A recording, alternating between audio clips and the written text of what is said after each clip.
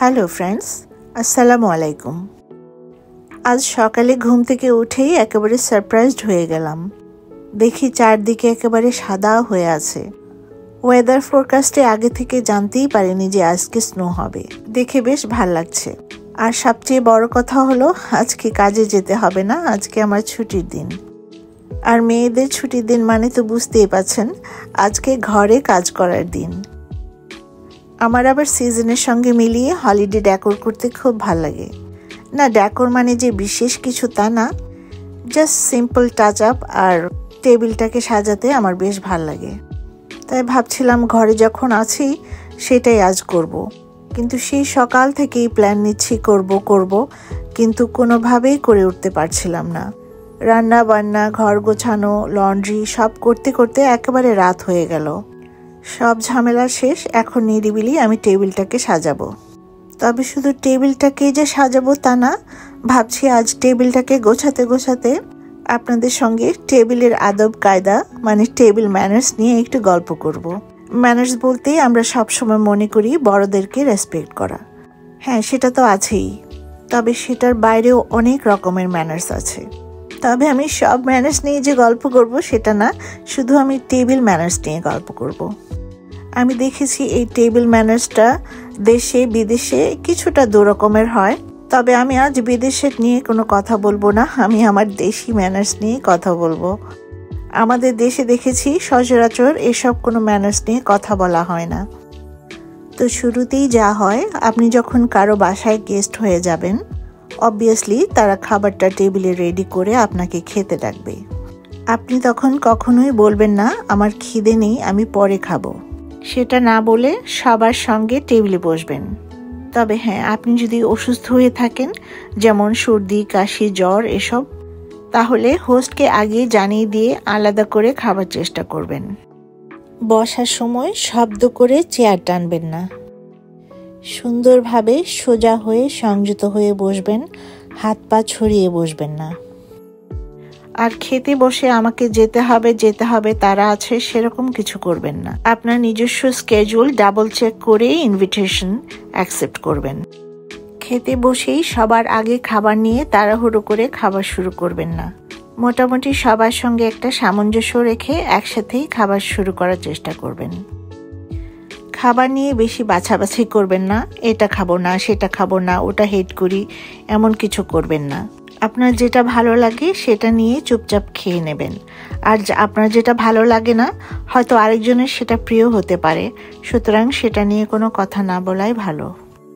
খাবার নেওয়ার সময় সব সময় চামচ ইউজ করবেন, কখনোই হাত দিয়ে ধরতে যাবেন না। খাবার শুরু করার পর হয়তো আপনার কিছু একটা লাগতে পারে, আর সেই জিনিসটা হয়তো আপনার প্লেটের কাছ থেকে কিছুটা দূরে। তখন সেটা রিচ করার জন্য লম্বা করে হাত টেনে আরেকজনের উপর দিয়ে সেটা আনতে যাবেন না। প্রয়োজন হলে সার্ভারকে বলবেন, আর নয়তো ক্ষমা চেয়ে পাশের জনকে বলবেন সেটা যেন একটু এগিয়ে দেয়। অবশ্যই থ্যাঙ্কস বলতে কিন্তু ভুলবেন না। আর হ্যাঁ, মোবাইল ফোনের ম্যানার্সটা মোটামুটি আমরা সবাই জেনে গেছি। খাবার সময় অবশ্যই ফোনটা সাইলেন্ট করে বসবেন। খেতে বসে বারবার ফোনের দিকে তাকাবেন না, টেক্সট করবেন না।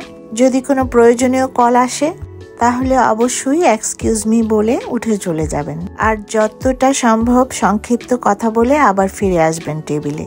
টেবিলে বসে কখনোই জোরে জোরে ফোন আলাপ করবেন না। মুখের ভেতর টু মাছ খাবার তুলে দেবেন না। যতটুকু আপনি রিল্যাক্সলি ভালোভাবে চিবোতে পারেন ঠিক ততটুকুই মুখে দেবেন। শব্দ করে খাবার চেবাবেন না। মুখে খাবার নিয়ে কখনো কথা বলবেন না। খাবার টেবিলে কখনো অপ্রয়োজনীয় কথা বলবেন না। খাবার টেবিলে কথা বলা আমাদের ধর্মেও নিষেধ আছে।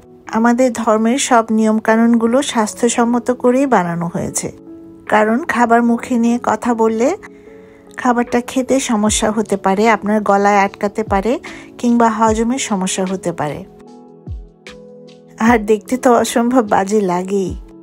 খাবার শুরু করার আগেই চেক করে নেবেন ন্যাপকিন বা টিস্যু আপনার পাশে আছে কিনা।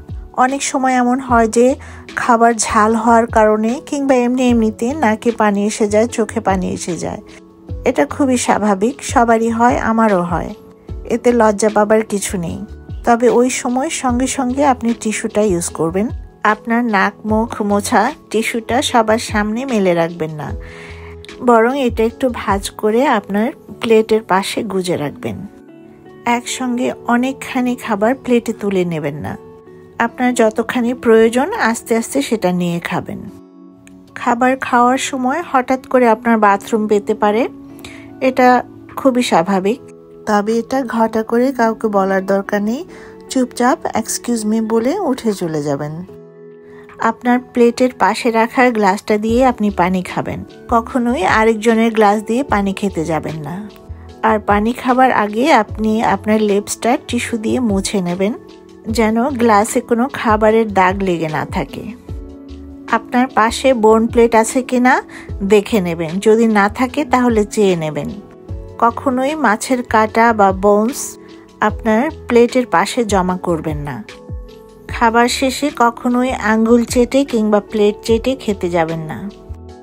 পানি মুখে নিয়ে কখনোই গার্গল করবেন না।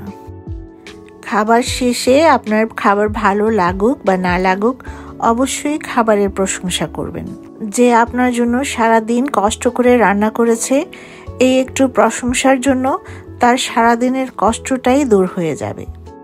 তাড়াহুড়ো করে খাবার খেয়ে সবার আগে উঠে যাবেন না। মোটামুটি একটা সামঞ্জস্য রেখে সবাই একসাথেই খাবারটা শেষ করার চেষ্টা করবেন। আর যদি উঠতেই হয় তাহলে সবাইকে এক্সকিউজ মি বলে তারপর উঠবেন।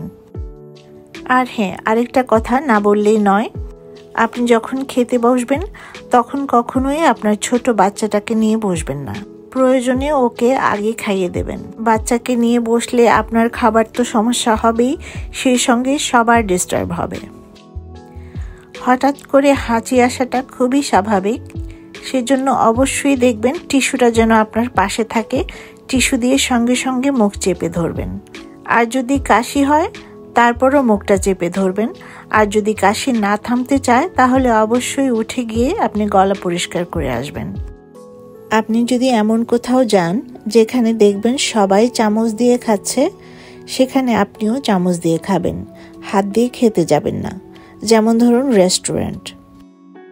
খাবার শেষে কখনোই প্লেটে হাত ধুতে যাবেন না। উঠে গিয়ে তারপর হাত ধুয়ে নেবেন। আর অবশ্যই মনে রাখবেন, হাত ধোয়ার পর আপনি টিস্যু বা টাওয়েল ইউজ করবেন, কখনোই আপনার জামায় হাত মুছতে যাবেন না। আমি যা বললাম এগুলো শুনতে সিম্পল শোনা গেলেও এগুলোতে কিন্তু বিগ এফেক্ট হয়। সবার সামনে আপনি যে শুধু আপনাকেই প্রেজেন্ট করছেন তা নয়, আপনি কিন্তু আপনার পুরো ফ্যামিলিটাকেই প্রেজেন্ট করছেন। আপনার ভদ্রতা দেখে আপনি কোন ধরনের ফ্যামিলি থেকে এসেছেন সেটাই সবাই জাজ করবে। আপনাকে যে একেবারে 100% পারফেক্ট হতে হবে তা কিন্তু নয়। আমরা তো মানুষ, ভুল তো হবেই, তবে ভুল যেন না হয় সে চেষ্টা অবশ্যই করতে হবে। জন্ম থেকে কেউ কখনো কিছু শিখে আসে না, আমরা সবাই একে অপরকে দেখেই শিখি। শিখতে পারাটা লজ্জার কিছু নয়, বরং না শেখাটাই লজ্জার ব্যাপার। আপনি যদি একটা ভালো কিছু শেখেন, ছোটদেরকেও সেটা শেখাবেন। তবে হ্যাঁ, টেবিল ম্যানার্সটি শুধু আপনাকে গেস্ট হয়ে গেলেই করতে হবে তা কিন্তু নয়। এই ম্যানার্সগুলো শুরু হতে হবে আপনার ঘর থেকে। ঘরেই বাচ্চাদের নিয়ে এসব প্র্যাকটিস করতে হবে। আমার ঘরে মোটামুটি সব প্র্যাকটিস করা হয়ে গেছে, তবে একটা ছাড়া, সেটা হলো মোবাইল। আমার হাজবেন্ড তো মোবাইল না দেখে এক চামচ খাবারও মুখে দিতে পারে না। মোবাইল ওর পাশে থাকা চাই। তবে আমিও যে মাঝে মাঝে করি না সেটা কিন্তু নয়। আজকাল এই মোবাইলের সমস্যাটা সবার ঘরে ঘরে, খুবই বাজে অভ্যেস। তবে চেষ্টা করছি বিরত থাকার, এখনো ট্রেনিং চালিয়ে যাচ্ছি। তবে হ্যাঁ, এইটুকু বলতে পারি, কারো বাসায় গেলে আমার হাজবেন্ডও কখন সেটা করবে না, আমি তো করবই না। আমি জানি না আমি যা বলতে চেয়েছি আমি সব কিছু বলেছি কিনা। হয়তো এমন হতে পারে কিছু বলতে ভুলে গেছি, কিংবা আমি নিজেও জানি না। আপনারা যদি জানেন অবশ্যই আমাকে জানিয়ে দেবেন।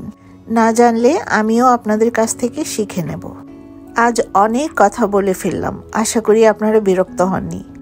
আর আমার এই কথাগুলো যদি আপনাদের ভালো লেগে থাকে, প্লিজ অন্যের সঙ্গে শেয়ার করবেন। আজ আর কোনো কথা বাড়াচ্ছি না, সবার ভালোবাসা নিয়ে আবারও ফিরে আসব আরেকটা নতুন ভিডিও নিয়ে। আজ তাহলে এখানে শেষ করি। সবাই ভালো থাকুন, সুস্থ থাকুন, আল্লাহ হাফিজ, বাই।